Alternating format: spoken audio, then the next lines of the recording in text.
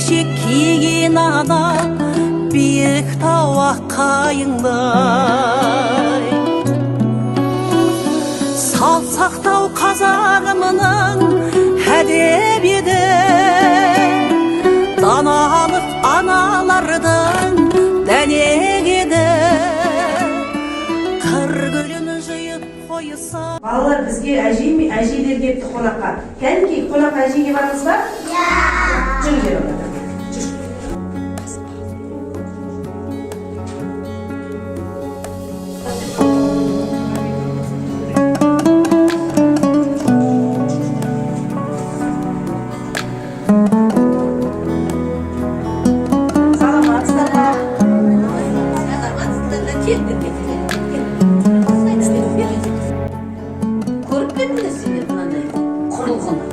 Көрдіңдер ма? Оны не дейді? Кілем тоқитын құрылғы дейді, я? Қандай болсын? Түрлі түсті болсын. Ой, жақсы екен ғой, бәрі жақсы біледі. Мына әжелерім сендерге осы тоқыманы қалай тоқу керегін көрсетеміз. Сол үшін келіп тұрмыз сендерге. Тоқыма жіптерді көріп тұрсыңдар, я? Қызыл, ақ, сары, қызғылт деген сияқты. Оны қойдың жүнінен алады.